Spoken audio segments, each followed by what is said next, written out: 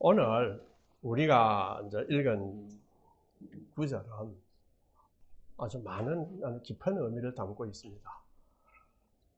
12장에 보면은 선으로 악을 이기라 하게 사랑의 겉면이 나오고, 또 이 이후에도 사랑의 겉면이 나옵니다. 그 중간에 들어가 있습니다.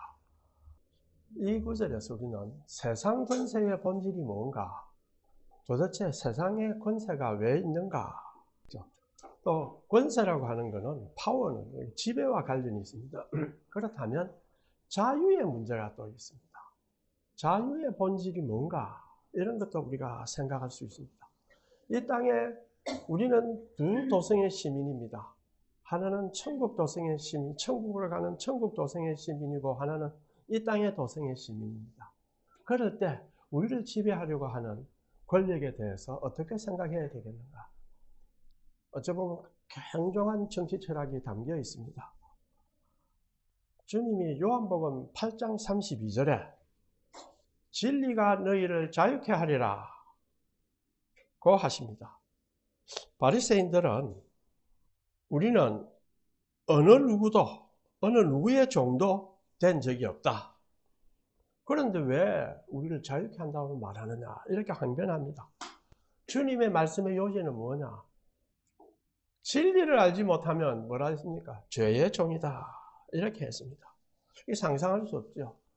자유라는 컨셉을 단순히 표피적으로 생각하고 있는 사람한테는 진리가 자유케 한다는 말은 굉장히 어렵게 들립니다. 진리는 우리를 속박하는 것이 아니라 우리의 참된 자아가 누군가, 참된 내가 누군가 하는 것을 이끌어 갑니다. 참된 내를 발견치 못하면 내가 자유라고 생각하고 있는 것은 공허할 수가 있습니다. 세상을 따르는 욕망이 나를 지배해서 내 마음대로 하고 싶다 할 때는 예수님의 말씀을 따른다면 뭐가 되겠습니까? 그 사람은 자유로운 것처럼 보이지만 사실은 욕심의 종이다, 이렇게 말할 것입니다. 우리는 자유롭다고 말하지만 그 자유의 주체가 나라고 착각할 때는 이미 자신은 욕망의 종이 되어 있습니다. 이걸 아주 여러분이 잘 아는 위대한 철학자 바루흐 스피노자가 이런 이야기를 했어요. 자유라는 것은 신적인 필연성을 이해함으로써 도달하는 자율성이다, 이렇게 정의를 했습니다. 이상하잖아요. 자유란 신적인 필연성에 대해 반대하는 것이 자유라야 되는데, 거꾸로 신적인 필연성을 찾아서 그걸 인식해서 크게 도달하려고 하는 것이 자유다. 다시 말하면 자유는 시간 속에서 충동적으로 선택하는 것이 아니고 신의 혹은 자연의 필연적 질서를 인식하고 그에 따라 사는 것이다. 이러한 스피노자의 철학적 통찰은 좀 매우 어렵습니다. 제가 이걸 추적을 하면서 이제 깨달은 것은, 이것은 아주 깊은 신학적 의미를 줍니다. 참된 자유는 하나님의 뜻과 섭리를 이해하고 그분의 뜻에 순종할 때 주어진다. 신학적으로 이야기하면 그건 종교다 이래 하지만은, 스피노자는 철학적 언어로 이것을 표현했습니다. 바로 신학은 계시의 언어로 표현하지만은 스피노자는 철학적 언어로 표시했는데 훨씬 더 강하게 표현한 겁니다.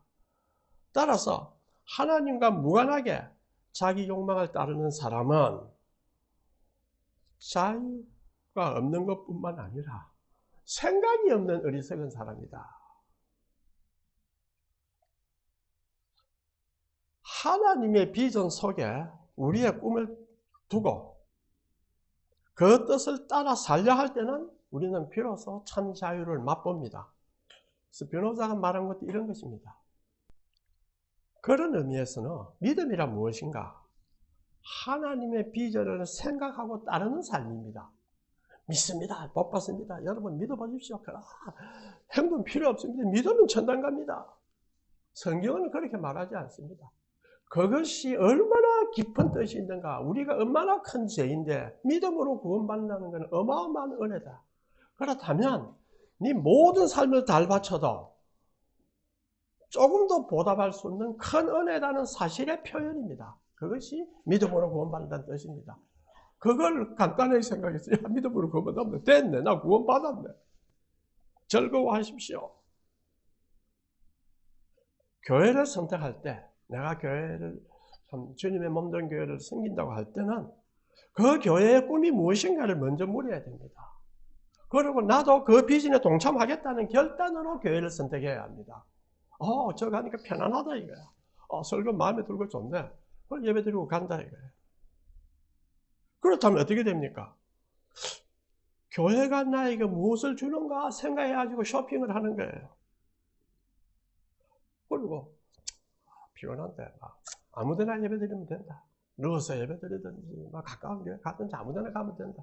예배 한번 드리고 온다 이거예요. 그럼 때웠죠. 주일 오전은 이제 때워서 양심의 편안함을 가집니다. 그럼 마음대로 살죠. 그렇죠. 하나님의 교회를 선택한다는 것을 우리 초대교회에 우리 교인들 한번 생각해 봅시다. 하나님의 꿈에 동참하는 거다. 그러면 우리는 한계를 가진 존재이기 때문에 각각 역할이 있습니다. 그 역할을 인식하고 나도 그 역할에 동참해서 하나님의 비전에 충성하는 종이 되겠습니다.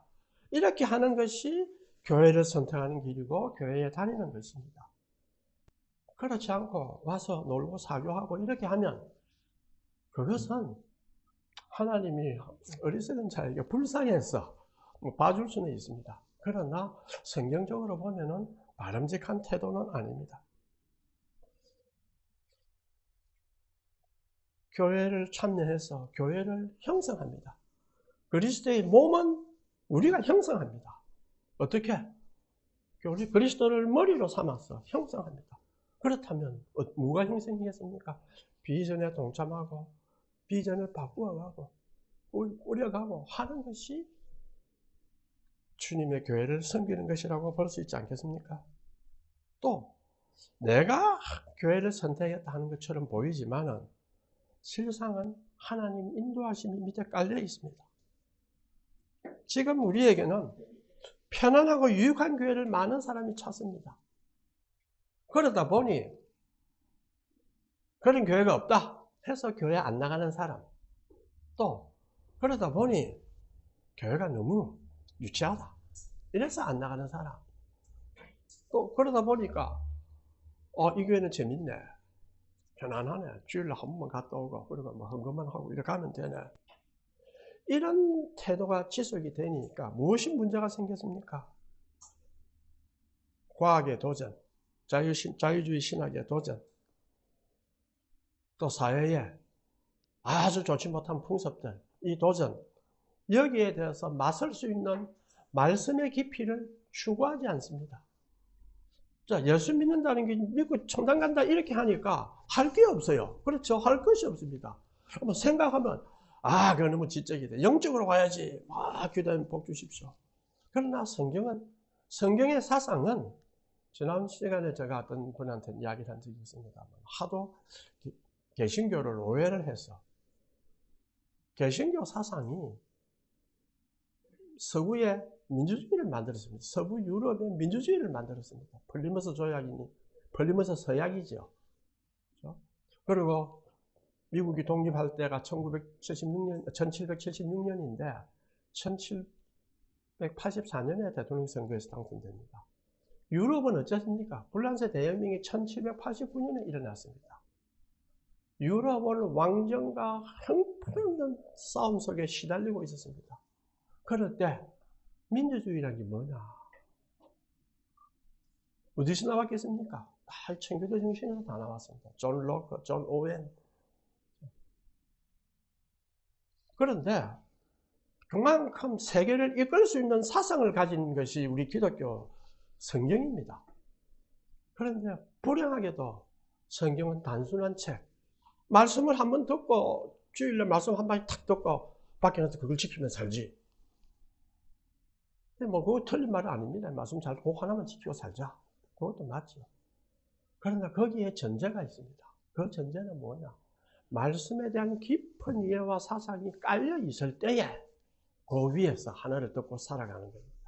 그러나 우리는 기독교회는 특히 한국 교회가 제가 생각할 때 많은 성공하고 잘한 점이 있습니다만은 부분적으로 말씀의 깊이를 전파하는 데 실패했습니다. 이렇게 해서 이 도전에 이기지 못해서 거대한 쓰나미에 이기지 못해서 언약의 자녀를 다 잃어버렸습니다. 그런데도 불구하고 모릅니다. 우리 교회 교인이 이래 많은데 모릅니다. 저는 학교에 있고 젊은 사람들과 어울리다 보니 세상이 이렇구나. 어느 큰 교회가 하나 있었는데 내 친구가 다닙니다. 이제 산에 간다고 같이 가면서 이야기를 들었는데 그 교회에 150억의 여유 자금이 있었어요. 목사님은 은퇴할 날에 한 2, 3년밖에 안 남았습니다. 그래서 그 교회 공간도 안 부족합니다. 그런데 무슨 건물 하나 짓자.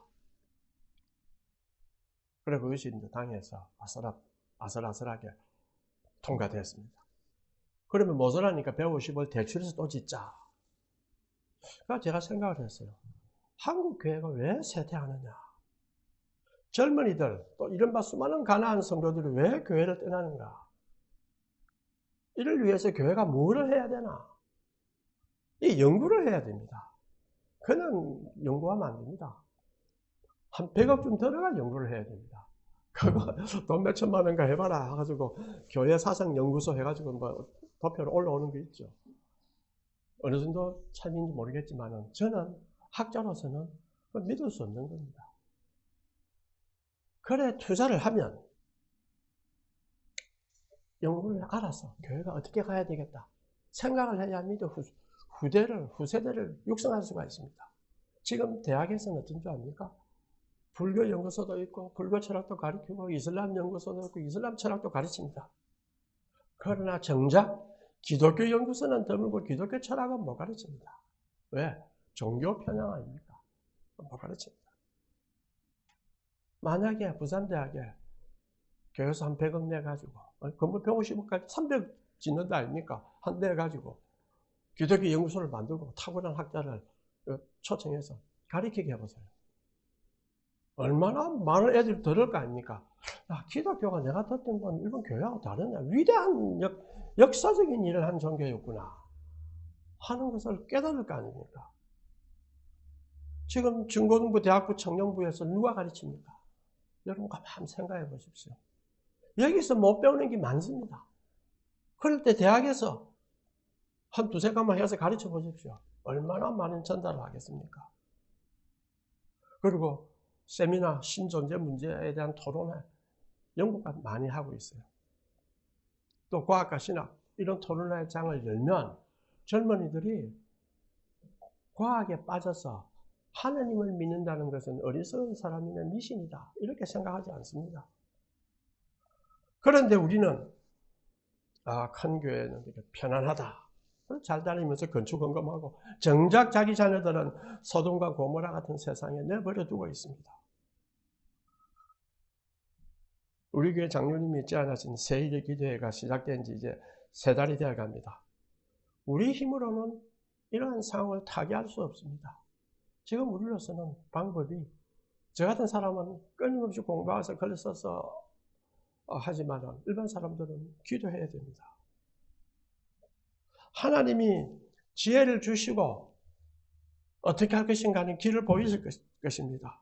기도가 하기가 어렵다 하시는 분은 찬송을 부르고 성경을 읽으면서 개인 예배를 드리는 듯이 하면 기도하기가 또 쉬워집니다. 그러면 더 수월해서 진실한 기도가 흘러나옵니다. 이제 저도 우리 교회가 사람들이 한두 명씩 와도 좋겠구나.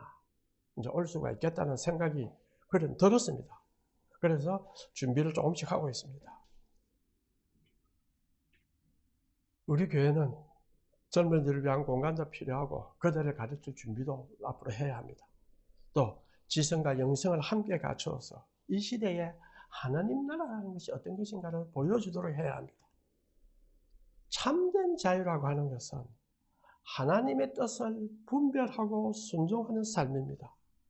그래서 로마서 12장 1절에 2절에 이것을 영적 예배라. 세상의 가치관을 따르지 않고 마음을 새롭게 함으로 변화를 받아 하나님의 선하시고 기뻐하시고 온전한 뜻을 분별하면서 살아가는 삶. 이것이 선으로 악을 이기는 삶입니다. 자, 그러면 이제 세상의 권세가 무엇이며 그 권세와 우리 그리스도인과의 관계를 어떻게 해야 되는가 한번 생각해 봅시다. 13장에서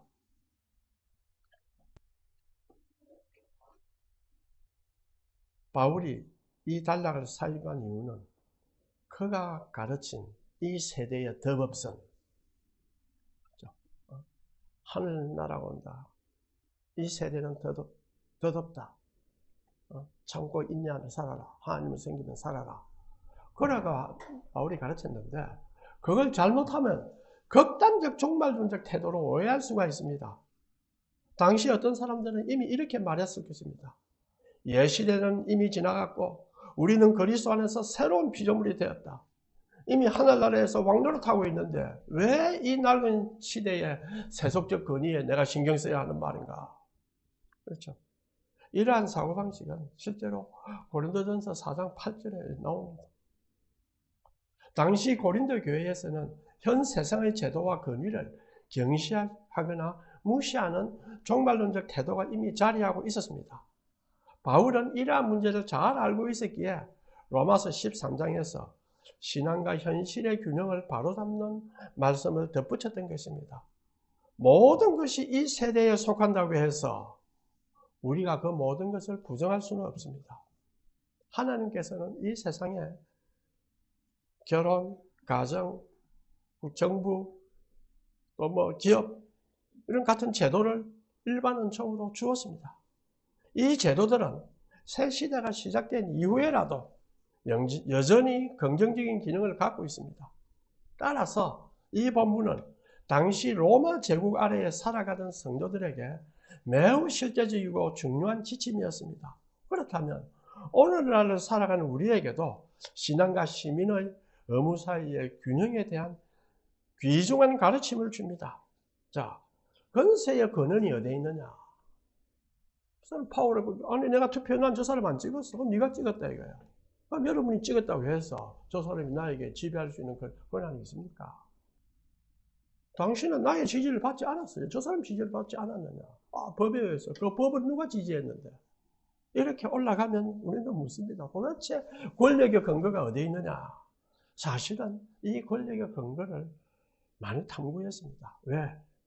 지배의 정당성을 확보를 해야 통치를 할 수가 있습니다. 그래서 고대인은 어떻게 생각했습니까? 왕은 신의 후손이다. 그렇죠. 천자, 천손이다.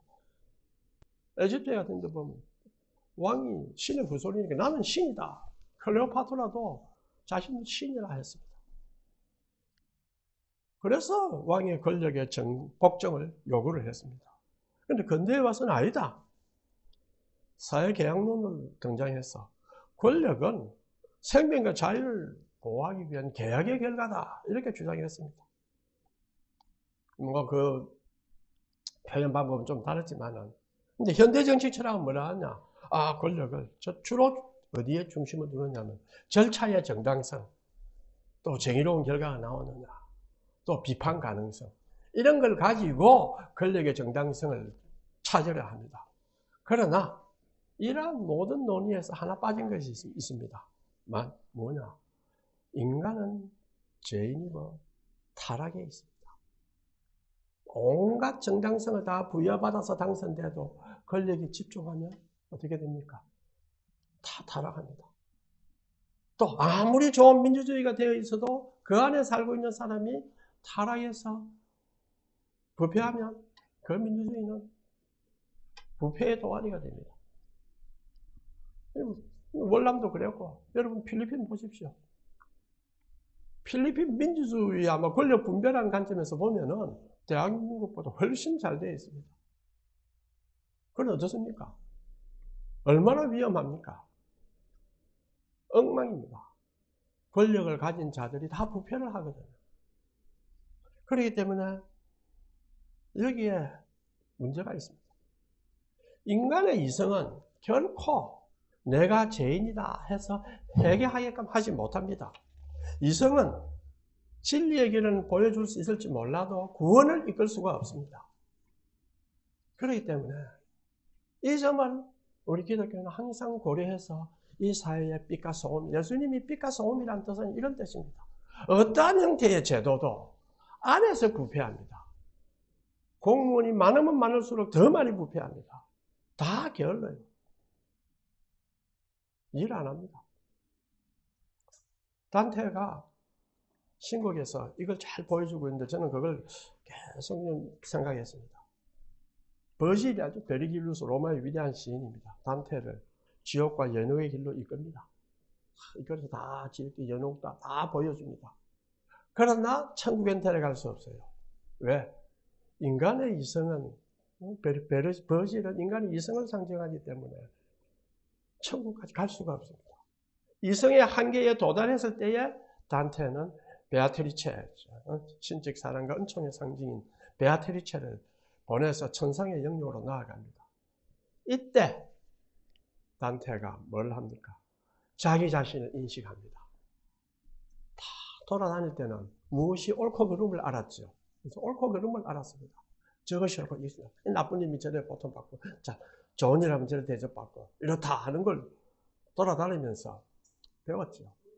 그런데 자기 자신을 돌아보고 내가 누군가 하는 것은 깨닫지 못한 거예요. 그것이 자기한테는 적용 안 시켰습니다. 단테가 있을 때는 아주 뛰어난 학자일 때 아닙니까? 자기한테는 안 물었어요. 그러나 하나님의 은총과 하나님의 사랑이 임할 때 그때 자기 자신을 인정하고 비통과 회개의 눈물을 흘리게 됩니다. 그렇기 때문에 우리 교회가 하는 일은 아주 큽니다. 이 민족이 어떤 형태의 정치 제도면 살 수 있다. 입에 거품 풀고 정오의 싸움을 합니다. 그게 무슨 소용이 있습니까? 그게 무슨 소용이 있어요? 영원히 부패해서 그 제도를 가지고 백성을 더 억압하는데.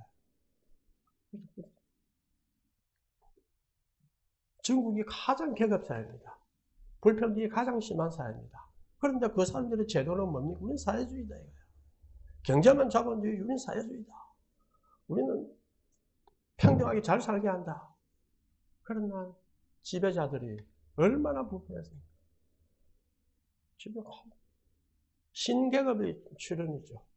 선거를 합니까? 끝까지 감시할 사람도 없고 자기끼리 싸우는 길밖에 없어요. 양심을 돌아보는 사람은 하나님입니다. 하나님을 생각하지 않으면요, 양심을 돌아볼 수가 없습니다. 이와 같이 성도는 기도와 말씀을 통해서 하나님의 사랑을 깨닫고 성령의 빛 가운데 걸어갈 때에 우리가 참 자유와 참 평안을 얻게 됩니다. 아무리 험한 길이라도 우리가 태산을 넘어 험곡에 가도 이 험한 길은 여러 가지 형태로 나타납니다. 사람들에게 마음의 상처를 입어서 외롭게 대해서도 나타날 수 있고, 경제적으로 어려워서 나타날 수도 있고, 자기 욕심이 자기를 지배해서 나타날 수도 있고, 여러 형태로 나타납니다. 그렇기 때문에 성령께서 우리가 함께 하시도록 우리가 기도를 해야 합니다. 기도한다는 것은 자기가 연약하다는 것, 자기의 본질을 어떤 존재다 하는 것을 깨닫는 과정 속에서 이루어지는 겁니다. 무속적 기도, 그것도 다 나쁘지는 않습니다. 왜? 인간의 본성이 그렇지 않습니까? 복 받고 싶고 잘 살고 싶고. 이제 바울은 다음과 같이 이야기합니다. 각 사람은 위에 있는 권세들에게 복종하라. 권세는 하나님께로 나지 않음이 없나니 모든 권세는 다 하나님께서 정하신 바라. 권세의 궁극적 근원은 하나님께 있습니다. 그렇게 말하니까 야, 그거는 고대의 왕권 신수설로 해결하자는 것이 아니냐. 성경의 권위에 대한 이해는 세속의 왕권 개념과 본질적으로 다릅니다. 바울은 권세 자체에 신적인 절대 권위를 부여하는 것이 아니라 권세가 존재하는 근본 이유와 목적은 다 하나님의 주권 아래 있다는 것을 선포합니다. 다만 하나님은 무질서의 하나님이 아니라 평화의 하나님이고 질서의 하나님이라는 것. 고린도전서 14장 33절입니다. 권세가 해야 될 일은 이것을 해야 됩니다. 인간은 타락한 존재입니다. 그 타락으로 인해서 인간은 고난을 피할 수 없게 됐지만 하나님께서 은총을 주셔서 세상이 적절한 질서 속에 존재할 수 있도록 하셨습니다.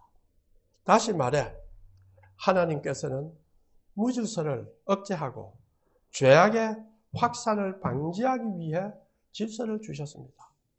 따라서 권세는 무질서를 방지하고 사회적 안정을 위해 존재합니다.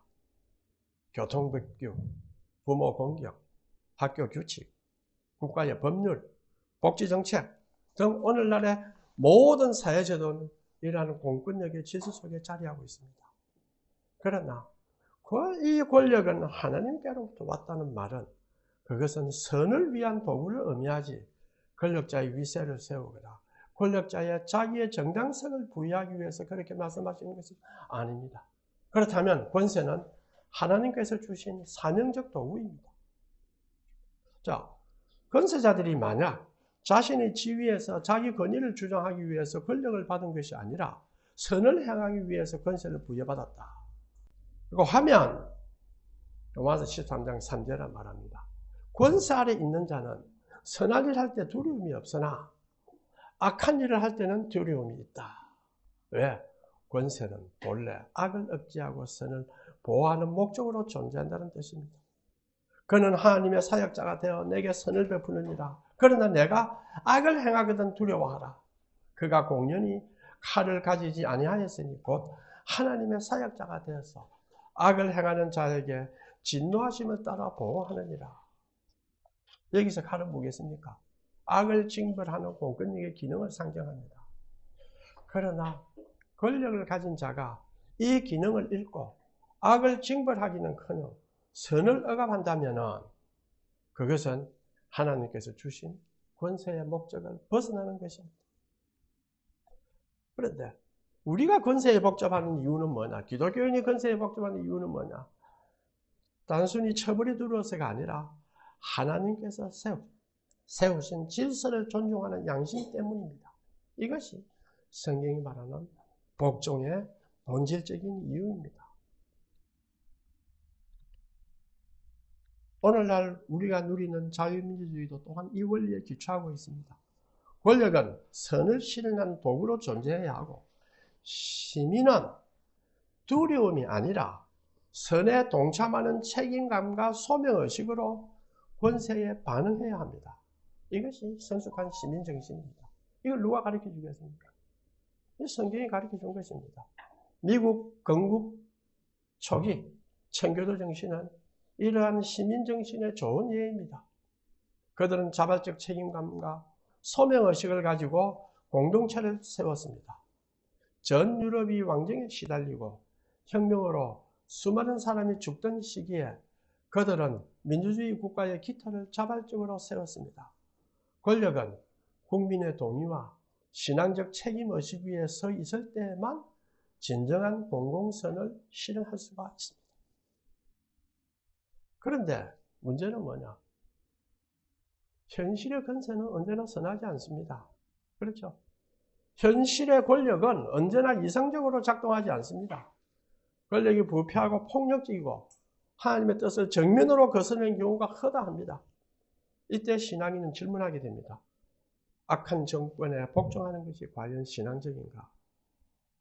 또 반대로 저항을 해서 더 큰 혼란이 생긴다면 어떻게 할 것인가? 사실은 이 질문은 단순한 이론적 문제만 아닙니다. 우리 역사를 한번 살펴보십시오. 일본에 의해서 신사참배, 그렇죠? 나치 독일에 의한 고백교회 탄압, 전체주의 체제 속에서 교회와 성도들은 어떻게 합니까? 예배드릴 자유도 못 누립니다. 이러한 것은 역사적이고 아주 실존적인 문제입니다. 이럴 때 우리는 어떻게 해야 됩니까? 사실 로마서 13장의 복종이라는 개념은 복종하라, 권세에 복종하라 그런 개념은 절대적 복종이 아닙니다. 대부분의 개혁신학 전통은 이 구절은 상대적 복종으로 해석해 왔습니다.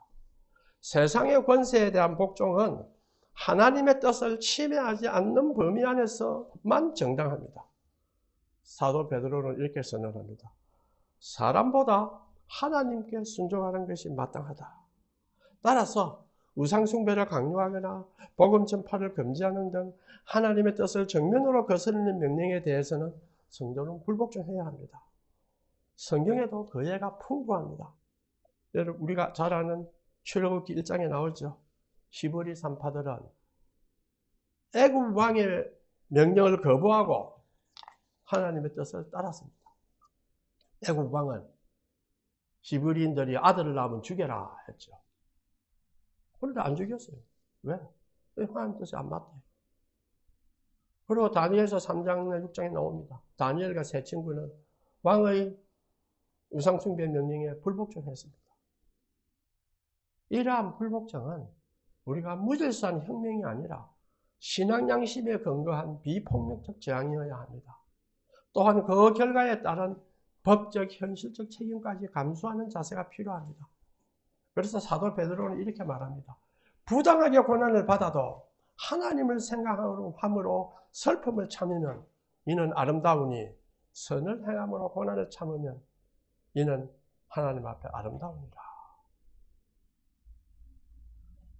권력 자체는 하나님의 허락하신 질서의 수단입니다. 바울의 초점은 권력과 정부를 정당화하는 데 있지 않고 그의 관심은 권력이 갖고 있는 질서 유지의 원리입니다. 어떤 의미에서 안하키, 혼란은 무정부 상태는 더 큰 악을 낳을 수 있습니다. 그래서 모든 행동이 하나님의 뜻이라는 말은 아닙니다. 권력은 인간의 죄를 억제하고 사회의 최소한의 질서를 유지하기 위한 하나님의 도구입니다. 자, 우리의 신앙의 자세는 어찌할까 한번 생각해 봅시다. 우리 사회의 법이나 도덕이 하나님과의 연결을 잃고 단지 사회적 질서를 유지하기 위한 합의의 산물이다. 사회적 합의의 산물로만 이해한다면 어떤 일이 생기겠습니까? 최근에 제가 이제 엔도 슈샤프 바다와 독약이라는 책을 읽고 있습니다. 거기 나온 주인공은 아주 평범한 사람인데 또 순수한 사람도 있고 한 사람인데 이제 생체 실현에 참여하게 돼요. 아직 생체 실현 참여한 데까지는 안 읽었습니다. 환자를 돌보면서 자기가 제일 첫 환자 공동 입원실에 많이 죽어나갑니다. 폭격에서 죽어나오고 다 죽어나가는데 자기가 의사로 나와가 첫 환자니까 굉장히 관심이 갔어요. 근데 그 아줌마가 죽습니다. 그때 지 친구가 이렇게 이야기해요. 야, 그 아줌마 죽었지. 집착은 사람은 방황으로 이끈다. 아주 신비한 방황이었습니다. 그러고 난데 이 친구가 어찌 됐냐. 아유, 될 대로 되라. 막 이래 죽고 저래 죽고 다 하는데. 그러면서 이런 말을 합니다. 타인의 이목과 사회의 벌만을 두려워하고 그것이 제거되면 두려움마저 사라지는 내 자신이 어쩐지 무서워진다. 참 하나님을 모르거든요. 지금 우리 사회는 그래 갑니다. 남한테 나쁜 소리 안 듣고 또 내가 나머지 돼도 사회적으로 안 들키고 그렇죠. 그렇다면 내 행동이 잘못이라는 생각도 사라집니다. 이래 생각하니까 이 스그로라는 이 주인공 마음의 양심이 있으니까 그렇게 생각하는 나 자신이 무섭다. 이런 이야기를 합니다. 이 말처럼 법의 근거가 하나님으로부터 끊어지고 단지 인간의 합의만으로 유지되는 사회에서는 내면의 도덕적 기준이 부재합니다. 부패란 게 그렇습니다. 아무리 법 제도가 평등하게 잘 돼 있다. 그러나 정신은 사라지고 그 문자적으로 지켜서 자기를 보신하려고 하는 사람들이 집단만이 관료가 되면 어떻게 되겠습니까? 우리는 상상할 수가 있습니다. 누군가 지켜보지 않는다면 또는 처벌을 받지 않는다면 사람은 스스로를 억제할 이유를 잃어버리게 됩니다. 이 속에서는 사회는 어떻게 될까요? 그때 바울이 가르친 것입니다. 탁월한 걸 가르쳤습니다. 이러한 사회 속에 사는 사람에게 새로운 진리를 가르쳤습니다. 뭐냐? 정부란 단순히 세속적 합의의 산물이 아니다. 하나님의 공공선을 집행하는 기관이라는 것입니다. 질서와 법은 하나님께서 주신 공공선이며 정부는 하나님께서 맡기신 일을 수행하는 자로서 이해되어야 합니다. 그렇기 때문에 우리는 위정자들이 나라를 잘 다스리고 하나님께서 맡기신 사명을 바르게 감당하도록 기도해야 합니다. 로마서 13장은 단순히 복종하라는 명령이 아니라 권세의 본질을 가르쳤어요. 타락한 인간 사이에서 무질서한 저항은 더 큰 악을 낳을 수 있다. 권력이 하나님의 뜻을 거스르는 순간 신앙인은 양심으로 저항해라. 궁극적으로 모든 권세 위에 계신 분은 하나님 한 분이다. 우리가 세상 권세에 복종하고 세금의 성실을 내고 법과 질서를 지키고 합당히 존경하는 것은 세상의 기준을 따른 것이 아니고 세상이 처벌하기 때문에 두려워해서가 아니라 하나님께서 세우신 질서를 존중하는 영적 예배라. 이것이 바울이 이 구절을 가지고 우리에게 말해주고 있는 것입니다. 하나님은 권력보다 크십니다. 이제 우리는 하나님의 주권을 신뢰하는 사람으로 살아가야겠습니다. 우리가 세상의 권세를 바로 분별하고 하나님의 뜻에 따라 순종과 저항을 바르게 행할 때 하나님께서 이 땅에 주신 질서는 이 교회, 빛과 소금의 공동체라고 하는 교회를 통해서 더욱더 견고해질 것입니다.